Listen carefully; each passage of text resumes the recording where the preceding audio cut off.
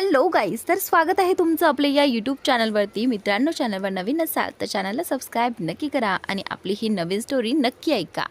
अनिकाने अजूनही आपले डोळे घट्ट मिटून ठेवले होते. तेवढ्यात अचानक तिच्या कानावर कुत्र्याच्या भुंकण्याचा आवाज पडला. तो आवाज ऐकताच तिचा घसा कोरडा पडला आणि तिच्या हृदयाची धडधड खूपच वाढली. तिने आणखी घट्ट डोळे मिटून घेतले.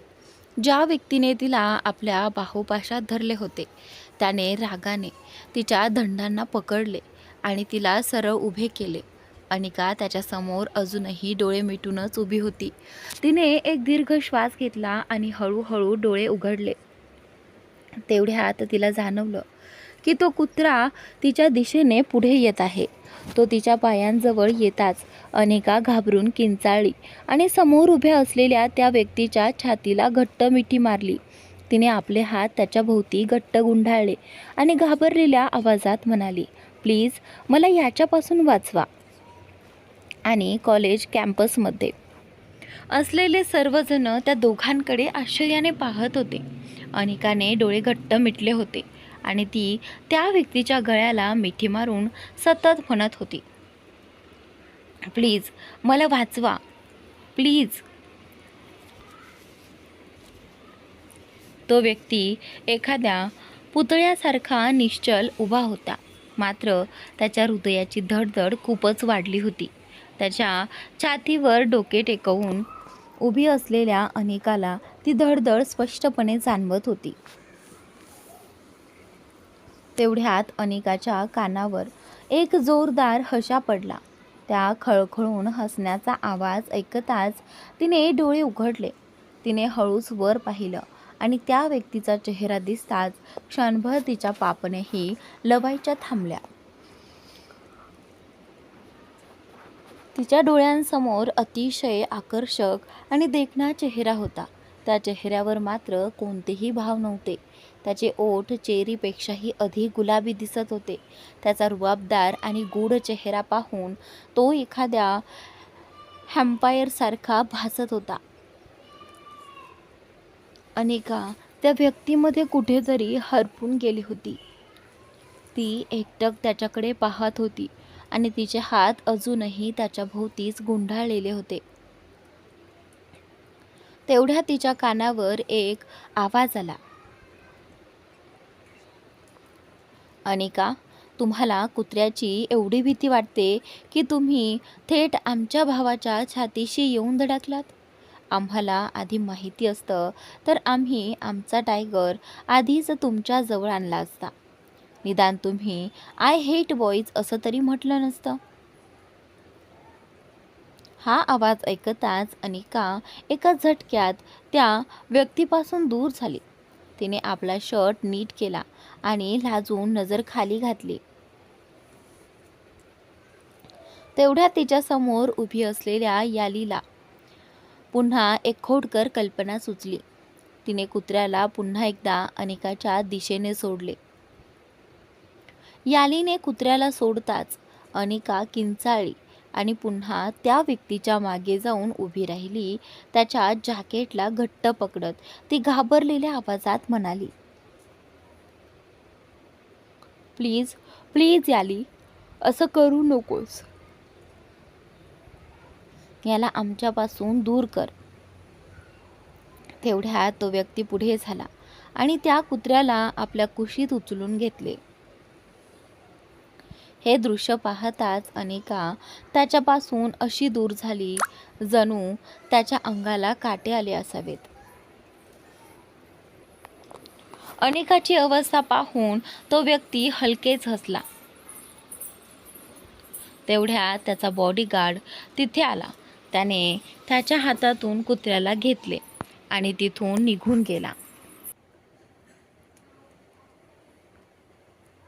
कुत्रा दूर जाताना पाहून अनिकाने सुटकेचा दीर्घ श्वास घेतला.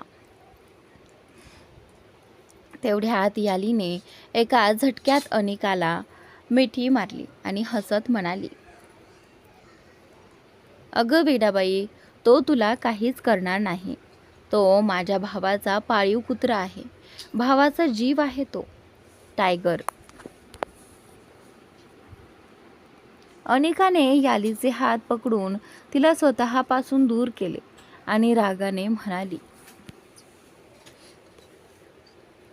मी तुम्हाला आधीच सांगितलं होतं ना, तरी सुद्धा तुम्ही माझी अशी थट्टा करत होतात. Not good. असं म्हणत अनिकाने रागाने आपली बॅग उचलली आणि तिथून निघू लागली. पण काही पावले चालताच अचानक तिचा पाय वळला. ती खाली पडणार इतक्यात त्या व्यक्तीने तिची कलाई पकडली.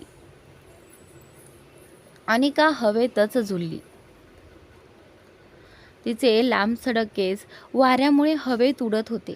तिने घाबरून समोर पाहिले आणि त्याच क्षणी तिची नजर त्या व्यक्तीच्या नजरेला भिडली. दोघेही काही क्षण एकमेकांकडे पाहतच राहिले. त्यांच्या नजरेत एक वेगळेच गूढ होतं. जणू त्या एका क्षणात त्यांच्या दोघांच्या आयुष्यात काहीतरी नवीन सुरू झालं होतं. पण दुसऱ्याच क्षणी अनिकाने स्वतःला सावरले आणि ती घाईने तिथून निघून गेली. वर्तमान काळ. अनिका मान खाली घालून उभी होती. काही क्षणांनी तिने हळूच मान वर केली आणि अयानकडे पाहिले. मात्र यावेळी अयानच्या चेहऱ्यावर एक विकृत धोकादायक हास्य उमटले होते. अनिकाने नजर वळवत शांतपणे म्हटलं, प्रेमात मिळालेल्या जखमा माणसाला खूप कठोर बनवतात आणि जेव्हा माणूस आतून दगडासारखा होतो तेव्हा त्याला प्रेमाचाच तिरस्कार वाटू लागतो.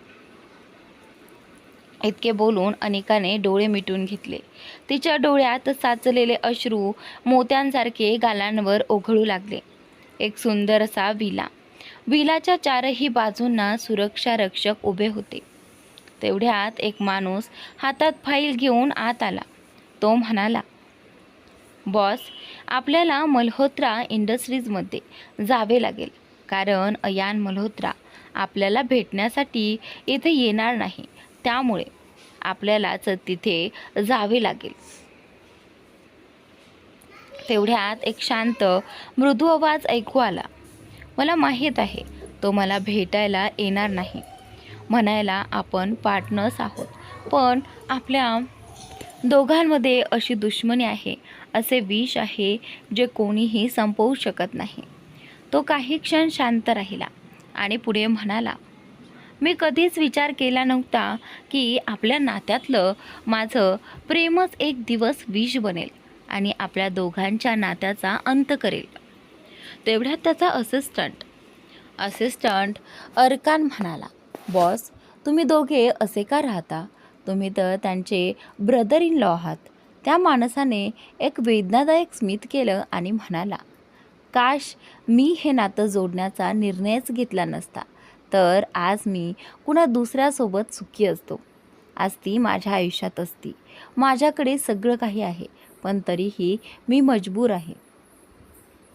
अलेन सिंह शेखावत मजबूर आहे. ना मला माझं नातं मिळालं, ना माझं प्रेम. इतकं बोलून तो शांत झाला.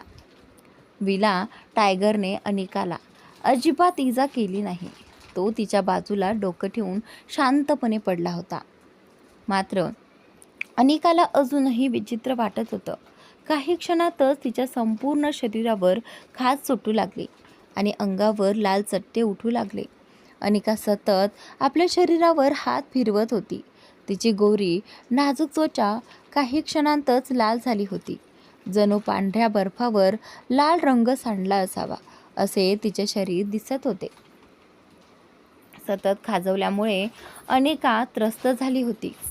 तिचे डोळे अश्रूंनी भरून आले होते आणि अश्रू थांबण्याचे नाव घेत नव्हते. अनिकाची अशी अवस्था पाहून अयानच्या ओठांवर एक विचित्र स्मित उमटले. त्याच्या चेहऱ्यावर समाधानाची छटा होती. अयानचे मन आतून अस्वस्थ झाले होते, पण तरीही तो काहीच दाखवत नव्हता. अनिकाला प्रचंड राग आला होता, तरी ती स्वतःवर नियंत्रण ठेवण्याचा प्रयत्न करत होती. संपूर्ण शरीरावर खाजवल्यामुळे तिची अवस्था खराब झाली होती. तिला उलट्यांसारखे वाटू लागले. शेवटी तिने विनवणीच्या स्वरात म्हटले, अयान प्लीज, तुम्हाला माहीत आहे मला हे सहन होत नाही. प्लीज असं करू नका.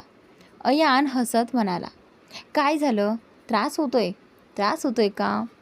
त्यावेळी अनिकाला समजत नव्हतं की अयान तिच्यासोबत असं का वागत आहे.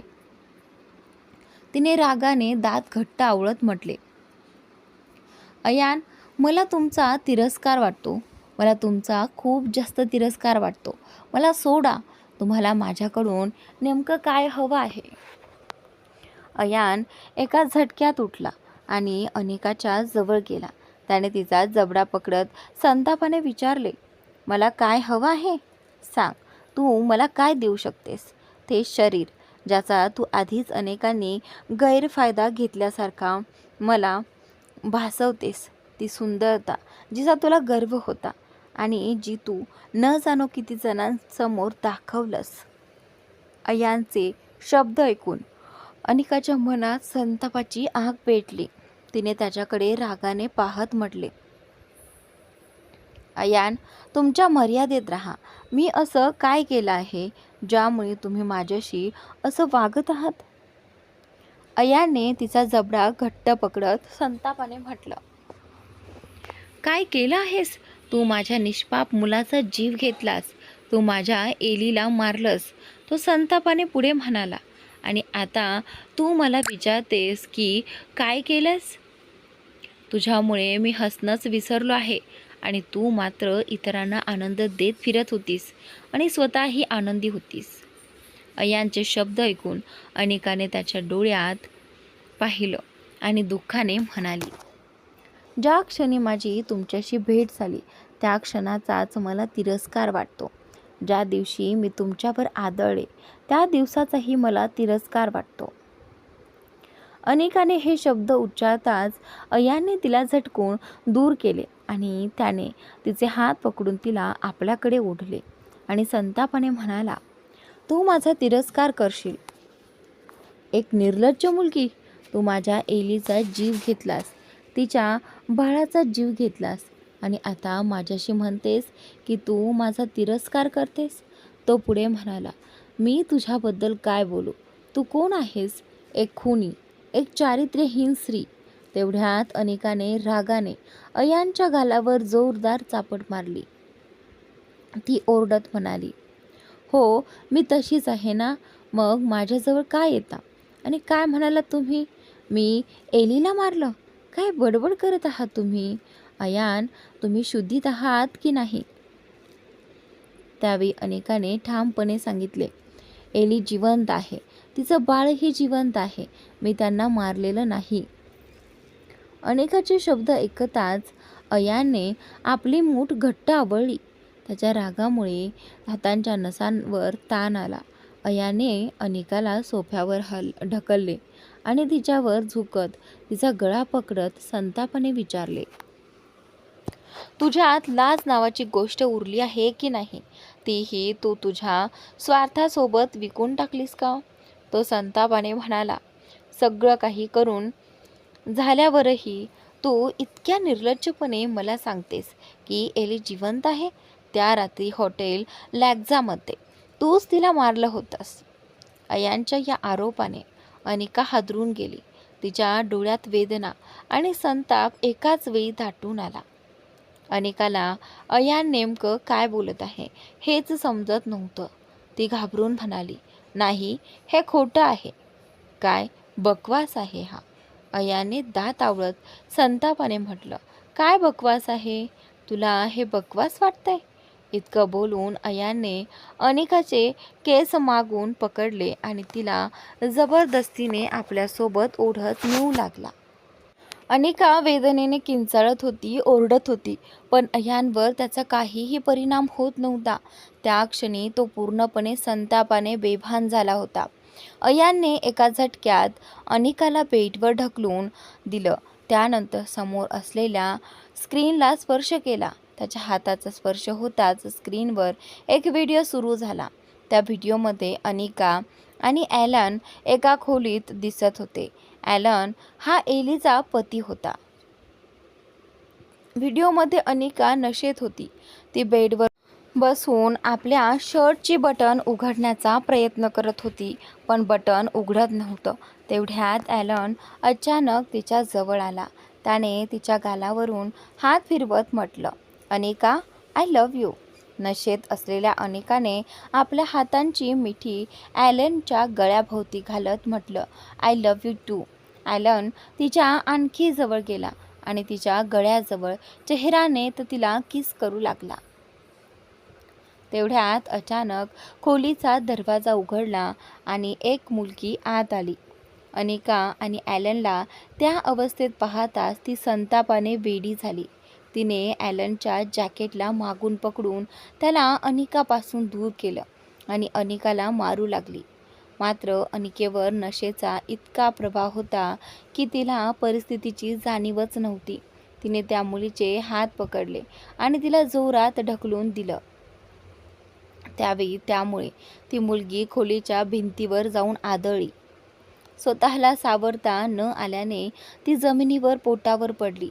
ती खाली पडताच अचानक तिच्या शरीरातून रक्तस्राव होऊ लागला. तिने आपल्या पोटावर हात ठेवला आणि वेदनेने किंचाळत म्हणाली, "माझं बाळ." अचानक स्क्रीन बंद झाली. स्क्रीनकडे पाहताच अनिकाचे डोळे विस्फारले. तिला असा जबरदस्त धक्का बसला की तिच्या डोळ्यांसमोर अंधार पसरला आणि तिने शुद्ध गमावली.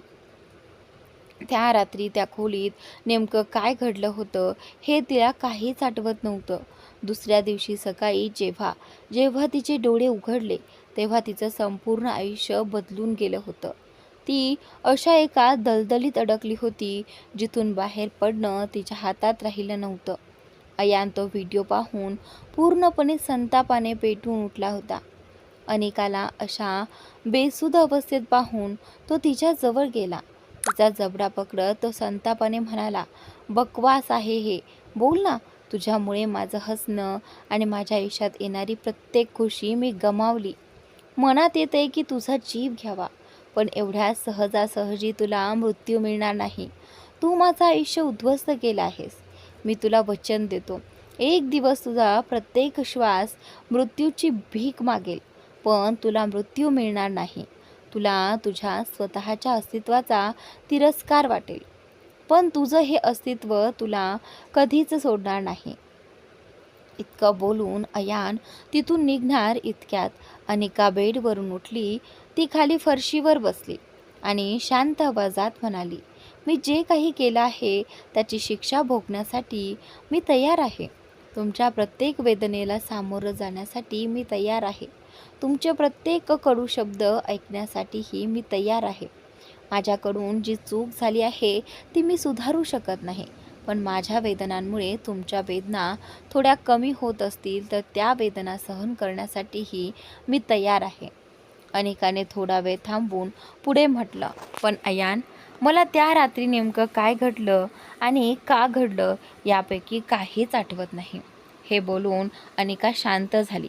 अनिकाचे शब्द ऐकताच अयान एका झटक्यात मागे वळला आणि संतापाच्या भरात त्याने तिच्या गालावर थप्पड मारली. अनिका थेट फरशीवर कोसळली. तिच्या ओठांच्या कोपऱ्यातून रक्त येऊ लागलं. अयानने तिचा गळा पकडत संतापाने विचारलं, "तुझी हिंमत कशी झाली असं म्हणायची की तू वेदना सहन करण्यासाठी तयार आहेस? तू वेदना सहन करून माझ्यावर उपकार करणार आहेस का?" तो पुढे म्हणाला, "तुझ्यासारखी मुलगी माझ्यावर कधीच उपकार करू शकत नाही. घर उद्ध्वस्त करणारी तू आज मला सांगतेस की माझे कडू शब्द ऐकण्यासाठी तयार आहेस? वाह, एका नाचणाऱ्या मुलीला वाटतंय की ती माझ्याशी हे सगळं बोलू शकते आणि माझं मन तिच्या शब्दांनी वितळेल." अयानचा आवाज आणखी कठोर झाला, "नाही अनिका, तुझ्यामुळे माझं हे हृदय दगड बनलं आहे.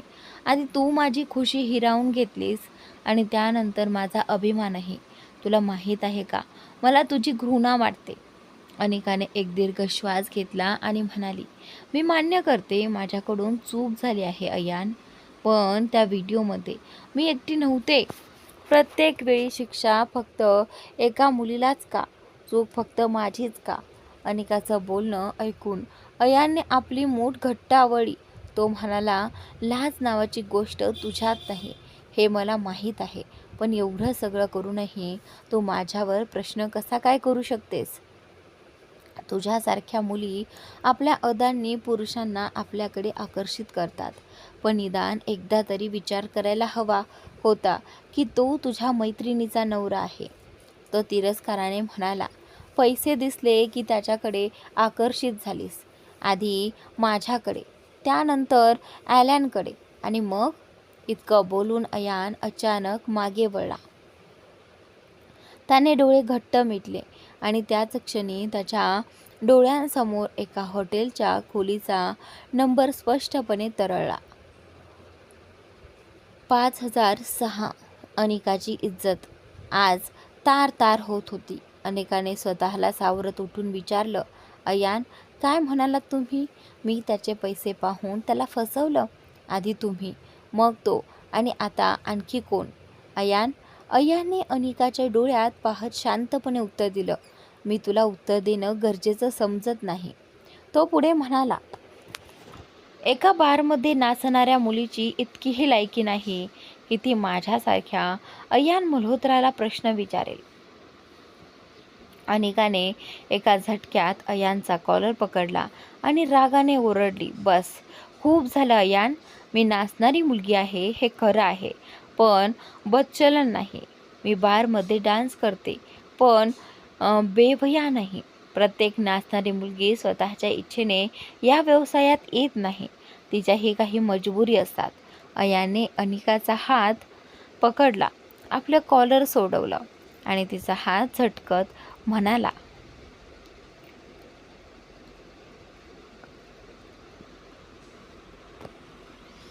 मजबुरी की लालच की स्वतःच्या हव्यासाची आग शांत करण्यासाठी तू हा मार्ग निवडलास? तो पुढे म्हणाला, एका पुरुषाने तुझं मन भरत नसेल तर सांग ना, एका रात्रीत किती पुरुषांसोबत राहतेस? अयानच्या या प्रश्नांनी अनिका हादरली. त्याचे तीक्ष्ण शब्द आणि विषारी बोलणे ऐकून आज तिला स्वतःचीच घृणा वाटू लागली होती. अयानने तिचा हात पकडून तिला आरशासमोर उभं केलं आणि म्हणाला, स्वतःला बघ, तुला पाहून कोणताही पुरुष तुझ्यापासून दूर राहील का? कपड्यांच्या नावाखाली काय घातलं आहेस? स्वतःच्या शरीराचं प्रदर्शन करतेस, पुरुषांना आपल्या रूपाने आणि शरीराने आपल्याकडे आकर्षित करतेस आणि मला सांगतेस की तुझी मजबुरी आहे? अयान संतापून ओरडला, मला सांगतेस की तुझी मजबुरी आहे? तुला मजबुरी या शब्दाचा अर्थ तरी माहीत आहे का? नेहमी लोकांसोबत राहणाऱ्या मुलीच्या तोंडून मजबुरी हा शब्द ऐकायला चांगला वाटत नाही. अयानने दात आवळत पुढे म्हटलं, तुझ्यासारखी बेगरत मुलगी कधीच एका पुरुषाची होऊ शकत नाही. पण जेव्हा तुमच्यावर प्रश्न विचारले जातात तेव्हा तुम्ही म्हणता की आमची मजबुरी होती. अशी कोणती मजबुरी असते जी एका पुरुषानंतर दुसऱ्या पुरुषासोबत राहिल्याने संपते? अयानचे शब्द जणू धगधगत्या निखाऱ्यांसारखे होते, जे थेट अनिकाच्या हृदयावर ठेवले जात होते. अनिका आरशात आपल्या मागे उभ्या असलेल्या अयानकडे पाहत होती. आज अयानच्या डोळ्यात तिच्यासाठी फक्त चीड, नफरत आणि राग होता. ते पाहताच अनिकाला तिचा भूतकाळ आठवू लागला. तिचा तो भूतकाळ जो कधी काळी खूप सुंदर होता. अनिकाने डोळे बंद करताच तिच्या डोळ्यांसमोर एक प्रसंग तरळून गेला. फ्लॅशबॅक. अनिका आणि एली दोघीही कॉलेजच्या फ्रेशर्स पार्टीसाठी डान्स परफॉर्मन्सची तयारी करत होत्या. अनिकाने लाल रंगाचा अनारकली ड्रेस घातला होता. त्याच्या पाठीमागचा गळा खूप गोल होता आणि त्याला बांधण्यासाठी दोऱ्या होत्या. मात्र घाई गडबडीत अनिका त्या दोऱ्या बांधायला विसरली होती. अनिका स्टेजच्या दिशेने जाऊ लागली. तेवढ्यात ती अचानक कोणाशी तरी धडकली. ती खाली पडणार इतक्या दोन मजबूत हातांनी तिला सावरलं. अनिका घाबरून डोळे घट्ट मिटते. पण त्याच क्षणी स्टेजवर अनिकाच्या नावाची घोषणा झाली. अनिकाने पटकन डोळे उघडले, स्वतःला सावरलं आणि स्टेजच्या दिशेने पुढे जाऊ लागली. मात्र ज्याने तिला पडण्यापासून वाचवलं होतं त्याने अचानक तिची मनगट पकडली. मनगट पकडताच अनिका मागे वळली. त्या व्यक्तीला पाहताच तिच्या डोळ्यात चमक आली, कारण तो दुसरा कोणी नसून एलीचा भाऊ अयान होता. अनिकाची अयानशी 2 दिवसांपूर्वीच कॉलेजमध्ये भेट झाली होती.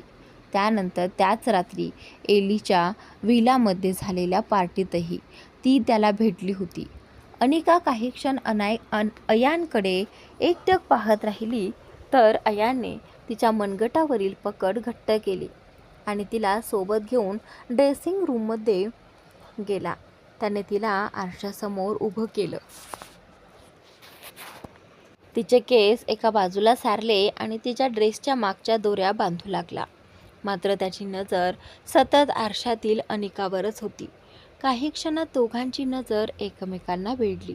तेवढ्यात अयानच्या रुबाबदार आवाजाने अनिकाचे भान परत आले. स्वतःकडे पाहूनच तुला लाज वाटायला हवी ना. विचार कर, तुला लोक पाहत असतील तर त्यांना किती लाज वाटत असेल, पण तुला स्वतःला मात्र लाज वाटत नाही. अनिका आपल्या अश्रूंना रोखण्याचा प्रयत्न करत होती. तिचं हृदय वेदनेने फाटून निघत होतं. अनिकाने एक दीर्घ श्वास घेतला आणि म्हणाली, माझा तिरस्कार वाटतो, मला लाज वाटते.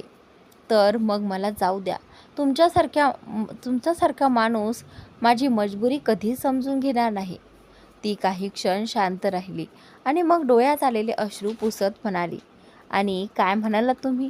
तुम्हाला माझा तिरस्कार आहे? तर मग मलाही आता तुमचा तितकाच तिरस्कार आहे जितका तुम्हाला माझा आहे. त्या व्हिडिओमध्ये मी एकटी नव्हते आणि दुसरी गोष्ट म्हणजे त्यावेळी मी शुद्धीतही नव्हते. त्या दिवशी मी जे काही केलं ते मला आठवत नाही, कारण मी दारूच्या नशेत होते. माझ्याकडून खूप मोठी चूक झाली आहे, पण मी चारित्र्यहीन नाही. एक वेळ अशी होती जेव्हा मला वाटायचे की संपूर्ण जग जरी माझ्याविरुद्ध गेलं तरी तुम्ही माझ्यासोबत असाल. अनिका आणखी काही बोलणार इतक्यात अयानने तिच्या कमरेभोवती हात ठेवून तिला आपल्याकडे वळवले. दुसऱ्या हाताने तिचा जबडा पकडत तो म्हणाला, पुन्हा कधीही तुझ्या तोंडून त्या आठवणींना जिवंत करू नकोस, ज्या अनेक वर्षांपूर्वी गाडून टाकल्या आहेत. अनिकाच्या डोळ्यात अश्रूंचा सागर दाटला होता. त्या अश्रूंमध्ये फक्त वेदना नव्हती, तर राग, पश्चाताप आणि विश्वासघात झाल्याची जाणीव, सगळं काही होतं. अयाने एका झटक्यात अनिकाला बेडवर बसवलं आणि म्हणाला, औषधं ठेवली आहेत ती घे. अनिका त्याच्याकडे पाहत म्हणाली, हा उपकार का? माझी दया येते का तुम्हाला की दडलेल्या भावना पुन्हा जाग्या होत आहेत? अनिकाचे शब्द ऐकून अयानने मूठ घट्ट आवळली आणि रागाने खोली बाहेर निघून गेला. तो जाताच अनिकाने स्वतःला चादरीत गुंढाळून घेतले. अयानचे शब्द तिच्या हृदयाचे असंख्य तुकडे करत होते. अयान आपल्या खोलीत आला आणि एका झटक्यात बेडवर पडला. तो छताकडे पाहत राहिला. त्याच्या डोळ्यांसमोर भूतकाळातील एक प्रसंग फिरू लागला. फ्लॅशबॅक. College campus. काय भाऊ, कुत्र्याला इथे आणायची काय गरज होती? तुमच्यामुळे आता अनेकही आमच्यावर नाराज झाली आहे. अयान आपल्यासमोर उभ्या असलेल्या चिकूकडे पाहत म्हणाला, चिकू चल. चिकूने लगेच नकार दिला. नाही भाऊ, आम्ही जाणार नाही. जोपर्यंत आपण अनिकाची समजूत काढत नाही तोपर्यंत नाही. तुम्हाला माहीत नाही भाऊ, अनिका किती हट्टी आहे आणि तिचा राग म्हणजे जणू ज्वालामुखी, कधीही फुटू शकतो. असे म्हणत चिकू तिथून निघून गेला. चिकू गेल्यानंतर अयान स्वतःशीच म्हणाला, तिच्यात नक्कीच काहीतरी आहे. तिला पाहिल्यानंतर आज माझ्या या डोळ्यांनीच माझ्या विरुद्ध बंड केला आहे आणि तिच्या नावातही एक वेगळीच कशिश आहे, अनिका. तिकडे एली अनिकाजवळ गेली. तिने पाहिलं की अनिका सतत आपल्या हातांनी शरीर चोळत होती. एली तिच्याजवळ जाऊन म्हणाली, काय झालं अनिका, तू ठीक आहेस ना?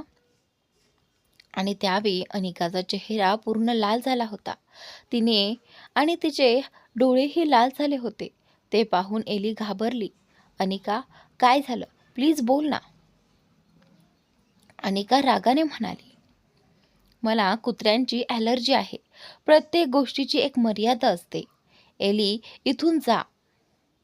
अनिकाची अवस्था पाहून एलीने घाबरून हाक मारली, अयान भाऊ, अयाने एलीची किंकाळी ऐकताच मागे वळून पाहिले. समोरचे दृश्य पाहून तो हादरला.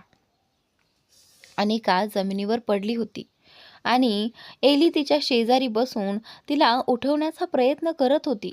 मात्र अनिका बेशुद्ध झाली होती. अयान अनिकाच्या दिशेने वादळासारखा धावत गेला. त्याने एका झटक्यात तिला आपल्या बाहूंमध्ये उचलून घेतले. तेवढ्यात त्याची कार थेट कॅम्पसमध्ये आली. बॉडीगार्डने पुढे येऊन गेट उघडले. अयान अनिकेला आपल्या कुशीत घेऊन कारमध्ये बसला. अयानला एखाद्या मुलीला अशा प्रकारे आपल्या बाहूंमध्ये घेतलेलं पाहून एलीला धक्का बसला होता. कारण आजपर्यंत अयानने आहानाशिवाय कोणत्याही मुलीकडे नजर वर करून पाहिले नव्हते. आहाना ही अयानची मंगेतर होती. मात्र त्यांची एंगेजमेंट केवळ व्यवसायासाठी झाली होती. त्यांचे लग्नही प्रेमासाठी नव्हते, ते फक्त एक व्यावसायिक करार होते, त्यापेक्षा काहीही नाही. अयान अनिकाला आपल्या बाहूंमध्ये घेऊन आपल्या विलामध्ये पोहोचला. तिथे त्याचे वडील, आई आणि कुटुंबातील इतर सदस्य उपस्थित होते. अयानच्या बाहूंमध्ये एका अनोळखी मुलीला पाहून सर्वांनाच धक्का बसला. अयान त्या मुलीला गेस्ट रूममध्ये घेऊन गेला आणि अत्यंत काळजीपूर्वक तिला बेडवर झोपवले. काही वेळानंतर अयान भावनाविरहित चेहऱ्याने बसला होता. तेवढ्यात डॉक्टर तिथे आले. डॉक्टर म्हणाले, मास्टर, हिला कुत्र्यांपासून तीव्र ॲलर्जी आहे. मी एवढंच म्हणेन की आणखी काही मिनिटं उशीर झाला असता तर तिच्या जीवाला धोका निर्माण झाला असता. पुन्हा अशी परिस्थिती निर्माण झाली आणि तिला वेळेवर औषधं मिळाली नाहीत तर तिच्या जीवाला धोका होऊ शकतो. फ्लॅशबॅक समाप्त. अयानने एका झटक्यात डोळे उघडले. त्याच्या हृदयाची धडधड खूप वाढली होती. त्याला असं वाटत होतं की त्याचे हृदय छातीतून बाहेर पडेल. अयान बेडवरून उठला आणि धावत अनिकाच्या खोलीकडे निघाला. त्याच्या धडधडत्या हृदयाला जणू स्वतःचीच भीती वाटत होती. अयानने दरवाजा उघडण्यासाठी हात पुढे केला, पण दरवाजा आतून लॉक होता. तो मोठ्याने ओरडला, अनिका, दरवाजा उघड. पण आतून कोणताही आवाज आला नाही. खोलीतील शांतता अयानच्या मनात भीती निर्माण करत होती. त्याने आपल्या रौद्र आवाजात बॉडीगार्डला चावी आणण्यास सांगितले. बॉडीगार्ड चावी घेऊन येताच अयानने एका झटक्यात दरवाजा उघडला. समोरचे दृश्य पाहून त्याचे डोळे विस्फारले. अनिका बेशुद्ध अवस्थेत जमिनीवर पडली होती. तिच्या आजूबाजूला काचेचे तुकडे विखुरलेले होते आणि अनेक काचेच्या तुकड्यांवर रक्ताचे डाग होते. ते दृश्य पाहून अयान जागच्या जागी बर्फासारखा गोठला. तो हळूहळू पुढे गेला. अनिकाला त्या अवस्थेत पाहताच त्याच्या अंगावर काटा आला. तिच्या शरीरावर अनेक ठिकाणी काचेच्या तुकड्यांमुळे झालेल्या जखमा होत्या. तिचे संपूर्ण शरीर रक्ताने माखलेले होते. तिच्या पाठीवर जुन्या जखमांचे व्रणही होते. ते पाहून अयानचे डोळे मोठे झाले. अयानचे हात थरथरत होते. एका बाजूला त्याचे मन बेचैन झाले होते तर दुसऱ्या बाजूला त्याच्या डोक्यात त्या हॉटेलच्या खोलीचा नंबर, अनिकाने एलीला दिलेला धक्का आणि एलीच्या गर्भपाताचा प्रसंग पुन्हा पुन्हा फिरत होता. दुसऱ्याच क्षणी त्याच्या कानात अनिकाच्या हसण्याचा आवाज घुमला. अयानच्या मनात भूतकाळातील आठवणींचे वादळ उठले होते. त्या आठवणींनी तो पूर्णपणे अस्वस्थ झाला. अयानचा संताप अनावर झाला आणि तो जोरात ओरडला. 2 तासांनंतर अनिकाच्या शरीरावर ठिकठिकाणी पट्ट्या बांधल्या होत्या. अयान तिच्या शेजारी बसला होता आणि वरून खाली तिच्याकडे पाहत होता. अनिकाची ती अवस्था पाहून त्याच्या मनात संतापाची आग धगधगत होती. तरीही तो स्वतःवर पूर्ण नियंत्रण ठेवून बसला होता. त्याच्या कपाळावरील आणि हातांवरील शिरा ताणल्या गेल्या होत्या. अनिकाला हळूहळू शुद्ध येऊ लागली. डोळे उघडताच ती घाबरून ओरडली, आई, आणि घाबरून बेडवर बसली. तिचा श्वास खूप वेगाने सुरू होता. तिची छाती वेगाने वर खाली होत होती. अयाने तिला शुद्धीत आलेले पाहताच एका झटक्यात तिच्या जवळ जाऊन कठोर आवाजात म्हटले, तुला काय वाटलं? तू इतक्या सहज मरशील? नाही अनिका.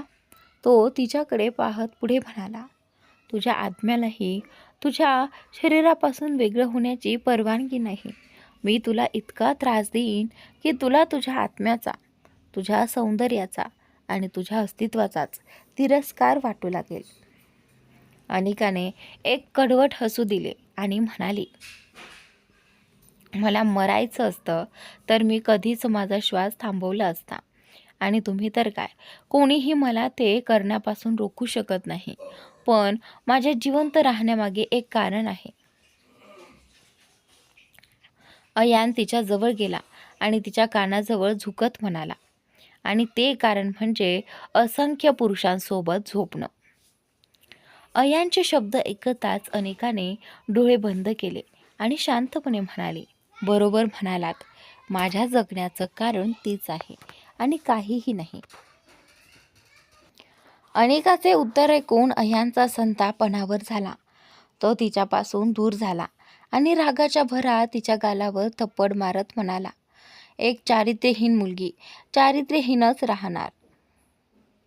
अनिकाच्या ओठांच्या कोपऱ्यातून रक्त आले. तिने रक्त पुसले आणि अयानकडे पाहत म्हणाली, जर मी चारित्र्यहीन असेन तर मी तुम्हाला काय म्हणू, कारण तुम्हीही तर माझ्यासोबतच आहात. अयानने ओरडत म्हणाला, अनिका. अनिकाने घाबरत विचारले, काय काय झालं मिस्टर मल्होत्रा? आग लागली आहे? सर्व काही जळत आहे? माझ्याकडून जी चूक झाली आहे तिची शिक्षा भोगायला मी तयार आहे. पण मला शिक्षा देणारे तुम्ही कोण? अयान अनिकाच्या जवळ गेला. तिचे केस मागे पकडून त्याने तिचे डोके वर केले आणि म्हणाला, मी कोण आहे हे तुला सांगणे आवश्यक नाही, पण तू कोण आहेस हे तुला जाणून घ्यायचे आहे का? त्यावेळी अनिका प्रश्नार्थक नजरेने त्याच्याकडे पाहत होती. तेव्हा अयाने एक कुटील हास्य करत म्हटले, तू माझी रखेल आहेस. काय रखेल? अनिकाने अविश्वासाने विचारले. अयानचे ते शब्द ऐकताच अनिकाने रागाने त्याची कॉलर पकडली. तिचे ओठ आणि हात रागाने थरथरत होते. तिचे डोळे अंगारापेक्षाही लाल झाले होते. अनिकाने ओरडत म्हटलं, अयान, आपल्या मर्यादेत राहा. अयानने तिच्या जबड्याला पकडत कठोर आवाजात म्हटले, तू एक रखेल आहेस. रखेलचा अर्थ माहीत आहे? आज माझ्या इच्छेनुसार वागशील आणि उद्या कदाचित कोणाच्या तरी. अयानचे प्रत्येक शब्द ऐकताना अनिकाचा राग नियंत्रणाबाहेर जात होता. संतापाने तिचे संपूर्ण शरीर थरथरत होते. तिने अयानची कॉलर सोडली आणि रागाच्या भरात त्याच्या गालावर सलग 2 थपडा मारल्या. थपडा बसताच अयान संतापला. त्याने अनिकाला बेडवर ढकलले आणि तिचे दोन्ही हात पकडून तिला रोखून धरले. अनिका सुटण्यासाठी धडपडत होती, पण अयानच्या तुलनेत तिची ताकद कमी पडत होती. अनिकाच्या डोळ्यांच्या कडा अश्रूंनी भरल्या. ती हुंदके देत म्हणाली, अयान, काय करत आहात? मला सोडा. पण अयान जणू तिचे काही ऐकत नव्हता. अनिका घाबरून ओरडली, अयान, प्लीज मला जाऊ द्या. तुम्ही असे का करत आहात? अयान तिच्याजवळ झुकू लागला. अनिकाने लगेच आपला चेहरा दुसरीकडे वळवला. तिची ही कृती पाहून अयानने दात ओठात चावत संतापाने म्हटले, रखेल असून इतके नखरे? किती जणांना जवळ गेले असेल कोण जाणे, आणि माझ्यासमोर अशी वागतेस जणू आजपर्यंत तुला कोणी स्पर्शही केला नाही. अनिका काही बोलण्याआधीच अयानने तिच्यावर जबरदस्ती करण्याचा प्रयत्न केला. अनिकाचे डोळे विस्फारले. ती स्वतःला त्याच्यापासून दूर करण्यासाठी धडपडू लागली. आजपर्यंत तिने कोणालाही स्वतःच्या इतक्या जवळ येऊ दिले नव्हते. लोकांच्या नजरेत ती नृत्य करणारी मुलगी होती, पण तिच्या आयुष्यात आजपर्यंत कोणीही तिच्या मर्यादा ओलांडल्या नव्हत्या. तिच्या मनात ती स्वतःला एका ज्वालेसारखी समजत होती. पण आज अयान तिच्या स्वाभिमानावर घाला घालत होता. अयानच्या मनात तिच्याविषयीचा राग इतका वाढला होता की तिच्या विरोधाकडेही तो दुर्लक्ष करत होता. अनिकाला श्वास घेणंही कठीण होत होतं. ती स्वतःला त्याच्यापासून दूर करण्याचा प्रयत्न करत होती. बराच वेळ संघर्ष सुरू राहिल्यानंतर अय्यानला जाणवलं की अनिका पूर्णपणे थकून गेली आहे. तो तिच्यापासून दूर झाला आणि तिरस्काराने म्हणाला, तुझी काहीच किंमत नव्हती. तुला तर खुश व्हायला हवे की अयान मल्होत्राने तुला आपल्या जवळ येऊ दिले. ज्या व्यक्तीच्या जवळ येण्यासाठी मुली कोणत्याही थराला जाऊ शकतात, त्याने तुझ्यासारख्या मुलीला आपल्या जवळ घेतले. अनिका अर्धबेशुद्ध अवस्थेत होती. तिने दीर्घ श्वास घेत स्वतःला सावरले आणि उरलेली ताकद एकवटून अयानच्या दुसऱ्या गालावर पुन्हा एक जोरदार थप्पड मारली. ती पुन्हा त्याला मारणार इतक्यात अयानने तिचे हात पकडले आणि रागाने म्हणाला, तुझी जितकी लायकी नाही त्यापेक्षा जास्त तुझ्या वागण्यात माज आला आहे. अनिकाने त्याची कॉलर पकडली आणि संतापाने म्हणाली, तुम्ही कधीपासून इतके खालच्या पातळीवर गेलात अयान? इतके की मला तुमचीच घृणा वाटू लागली आहे. म्हणायला तुम्ही पुरुष आहात, पण तुमचे वागणे मर्दासारखे नाही. ती पुढे म्हणाली, तुम्ही माझ्यावर जबरदस्ती केली आणि तुम्हाला वाटतं की तुम्ही माझ्यावर उपकार केला. मला तुमची घृणा वाटते.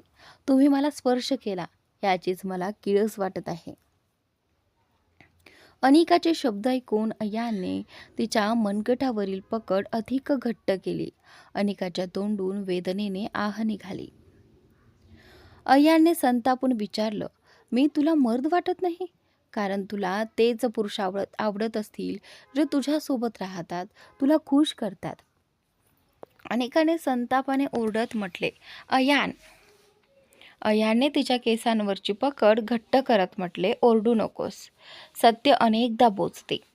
तुलाही ते बोचत असेल. यात नवीन काहीच नाही. अनिकाने प्रत्येक शब्दावर जोर देत उत्तर दिलं, नवीन आहे मिस्टर मल्होत्रा.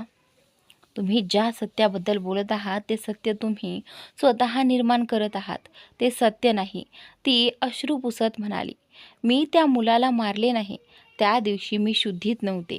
त्या हॉटेलमध्ये नेमकं काय घडलं ते मला स्वतःलाच आठवत नाही.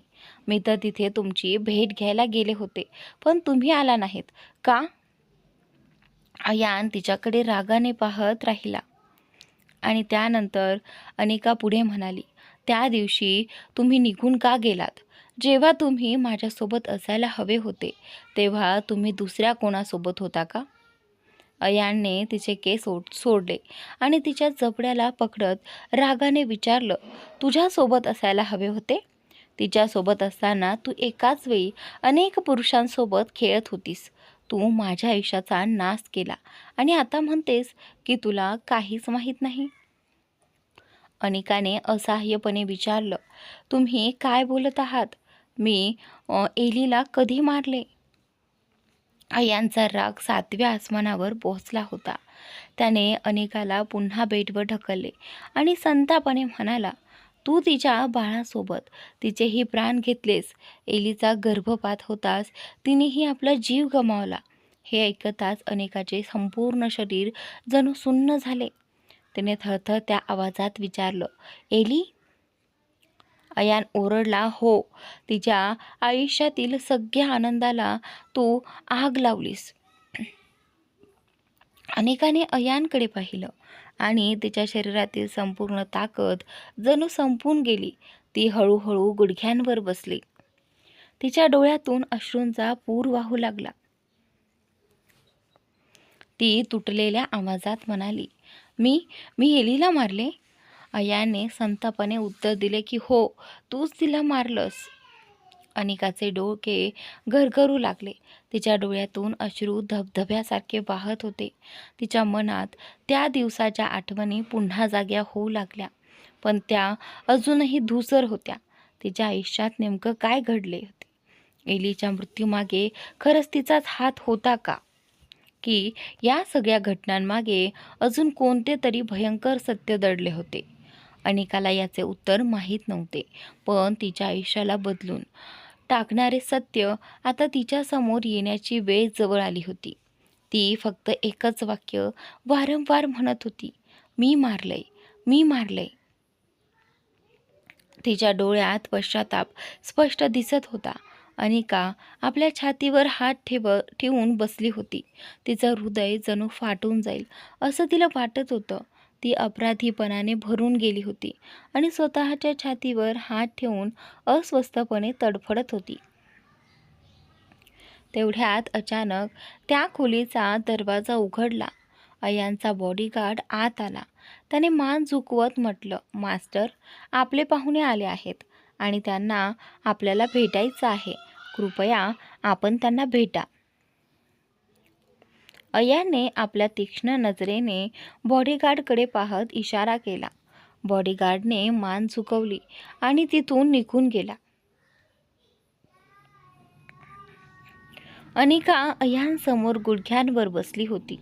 अयाने तिच्या दंडाला पकडलं आणि तिला उठवत म्हणाला, चल आता या महाफिलीत तुझा जलवा दाखव. इतकं म्हणत अयाने अनिकाला बेडवर ढकललं आणि म्हणाला, स्वतःची अवस्था ठीक कर आणि 10 मिनिटात खाली हॉलमध्ये ये. 10 मिनिटांनंतर अयान आपल्या फिनिक्स खुर्चीवर बसला होता. त्याच्या चेहऱ्यावर कोणतेही भाव नव्हते. त्याच्या समोर बसलेले लोक भीतीने थरथरत होते, कारण ते जी डील घेऊन आले होते त्यात अयान त्यांना फक्त 10% हिस्सा देत होता आणि तब्बल 90% स्वतःकडे ठेवत होता. अयान शांतपणे म्हणाला, तुम्हाला ही डील स्वीकारावीच लागेल, कारण मी तुमच्यासाठी एक मनोरंजनाची व्यवस्था केली आहे. ते पाहिल्यानंतर तुम्हाला हे 10% सुद्धा घ्यावेसे वाटणार नाहीत. समोर बसलेले लोक आणखी घाबरले. अयानची नजर इतकी धोकादायक होती की केवळ त्याची नजरच समोरच्याची अर्धी हिंमत संपवू शकत होती. त्याच्या डोळ्यात जणू आग होती. त्याने एकदा रागाने पाहिलं तरी समोरच्याची अवस्था खराब होईल अशी त्याची दहशत होती. अयानने एलॉयकडे पाहत विचारलं, ती अजून खाली का आली नाही? एलॉयने घाबरत उत्तर दिलं, मास्टर, आपण सांगितल्याप्रमाणे मी सगळं खोलीत ठेवून आलोय, पण तिने त्यावर कोणतीही प्रतिक्रिया दिली नाही. अयानने हे ऐकताच त्याच्या भुवया ताणल्या गेल्या.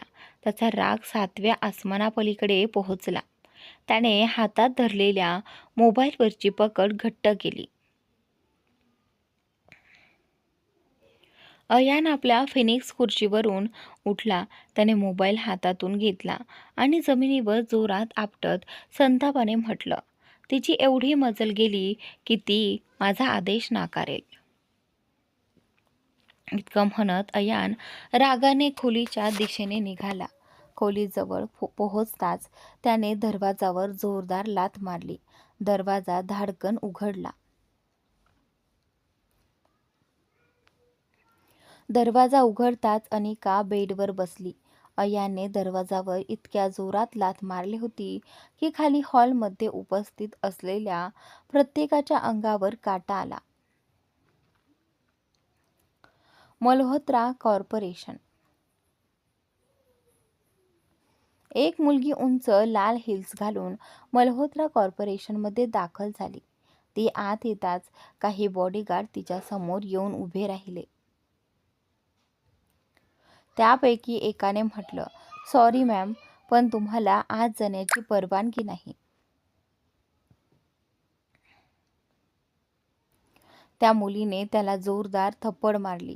त्यानंतर बोट त्याच्याकडे रोखत ती रागाने म्हणाली, तुमची एवढी मजल गेली की तुम्ही आहाना ओबेरॉयला अडवणार? तिच्या थप्पडीमुळे तिथे उपस्थित असलेले सर्वजण 2 पावलं मागे सरकले. आहाना ऑफिसमध्ये शिरली. तिच्या हातात एक मोठी हॉकी होती.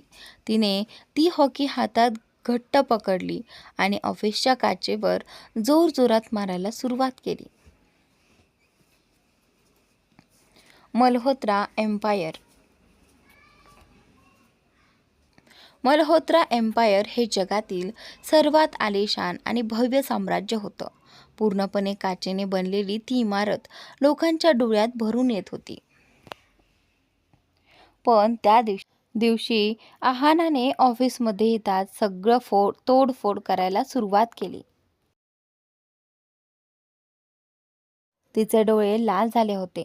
तिला पाहून असं वाटत होतं जणू ती एखाद्या भयंकर संतापातून थेट इथे आली होती.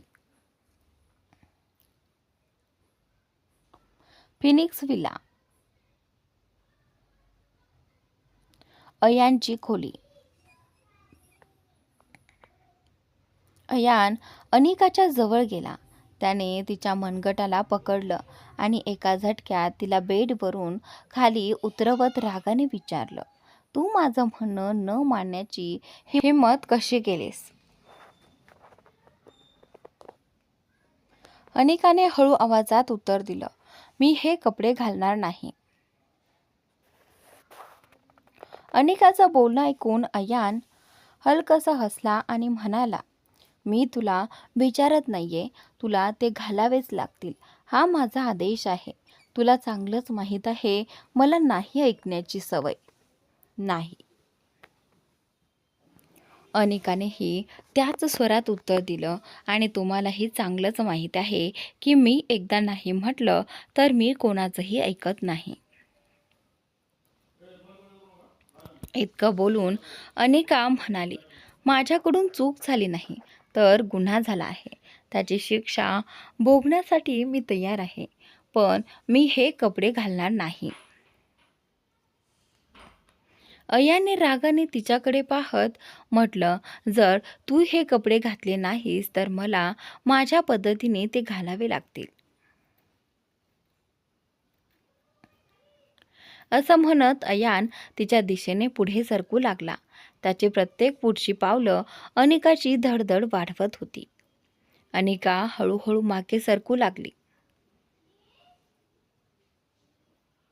अचानक तिची पाठ भिंतीला लागली. अयान एका क्षणात तिच्या अगदी जवळ येऊन उभा राहिला. अनिकाचा श्वास वेगाने सुरू झाला. ती घाबरत म्हणाली, प्लीज अयान, नको, असं काही करू नका ज्याचा तुम्हाला नंतर पश्चाताप होईल. अनिकाचं बोलणं ऐकून अयानने तिच्याकडे पाहत म्हटलं, मी पश्चाताप का करेन? पश्चाताप तर तुझ्या आयुष्याला होईल. इतकं म्हणत अयानने तिच्या कमरेभोवती हात ठेवला आणि तिच्या लेहंग्याची दोरी पकडली. त्याने ती ओढताच लेहंग्याची गाठ सुटली. लेहंगा खाली घसरणार इतक्यात अनिकाने झटकन तो पकडला आणि घाबरून ओरडली, अयान! तिने घट्ट डोळे मिटून घेतले आणि त्याच क्षणी तिच्या डोळ्यांसमोर 6 वर्षांपूर्वी घडलेलं एक दृश्य फिरू लागलं. फ्लॅशबॅक. Phoenix villa. संपूर्ण व्हिला अतिशय सुंदर पद्धतीने सजवला होता. चारही बाजूंना पाहुण्यांची गर्दी होती. जगातील अनेक माफिया किंग, बिझनेस टायकून आणि प्रसिद्ध डिझायनर्स एकमेकांशी गप्पा मारत होते. एका खोलीत अयान सोफ्यावर बसला होता. तेवढ्यात एक माणूस आत आला आणि म्हणाला, मास्टर, सगळेजण तुमची वाट पाहत आहेत. अयानचा थंड आणि गंभीर चेहरा पाहून त्या माणसाने पुढे एक शब्दही बोलला नाही. तेवढ्यात अचानक हाय हिल्सच्या आवाजाने खोलीत शांतता भंगली. एली आत आली आणि म्हणाली, भाऊ, तुम्ही इथे काय करत आहात? पार्टीची शान इथे कधी येणार आहे? अयानने तिच्याकडे पाहत विचारले, तुझी मैत्रीण कशी आहे? अयानचा प्रश्न ऐकून एली म्हणाली, भाऊ, ती तयार होत आहे. आता ती अगदी ठीक आहे, पण तुम्ही तिच्यात एवढा रस का घेत आहात? अयानने कठोर आवाजात म्हटले, तुमच्या या डब्यासारख्या मेंदूला जरा कमी चालवा. एली मल्होत्रा तो पुढे म्हणाला, तिच्या या अवस्थेला कुठेतरी आपला टायगर जबाबदार आहे. आणि तुम्हाला चांगलंच माहिती आहे, आपल्या एखाद्या चुकीमुळे कुणी जखमी झालं असेल तर ते आम्हाला अजिबात आवडत नाही. आम्हाला उपकार करायला आवडतात, उपकार घ्यायला नाही. दाराजवळ उभी असलेली अनिका अय्यांच्या सगळ्या गोष्टी ऐकत होती. त्याचे शब्द तिला अजिबात आवडले नाहीत.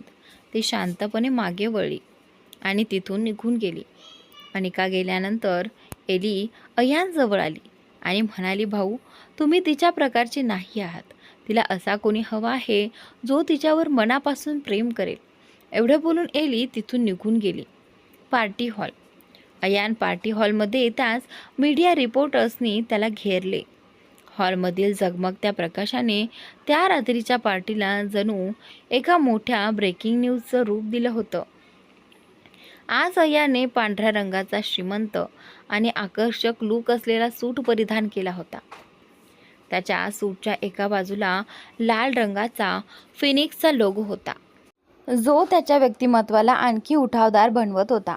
अयान आपल्या फिनिक्स चेअरवर बसून सॉफ्ट ड्रिंकचा आनंद घेत होता. तेवढ्यात जिन्यावरून कोणीतरी खाली येत असल्याची चाहूल लागली. अयानने नजर वर केली आणि पुढच्या क्षणी त्याच्या हृदयाची धडधड अनियंत्रित झाली. आज त्याच्या धडधडण्याचा आवाज इतका वाढला होता की पार्टीच्या गोंगाटातही तो त्याला स्पष्टपणे जाणवत होता. अनिकाने लाल रंगाचा ग्लिटर वेस्टर्न ड्रेस परिधान केला होता. त्याच्या स्लीव्ज नेटच्या होत्या आणि त्या तिच्या हातांना अगदी नाजूकपणे चिकटलेल्या होत्या. तिचा संपूर्ण लूक अतिशय सुंदर दिसत होता. अयानची नजर तिच्यावरून हटण्याचे नावच घेत नव्हती. तिच्या बाजूला एलीने काळ्या रंगाचा सुंदर आउटफिट परिधान केला होता. पण अनिकाच्या सौंदर्यासमोर एलीचं सौंदर्यही फिकं वाटत होतं.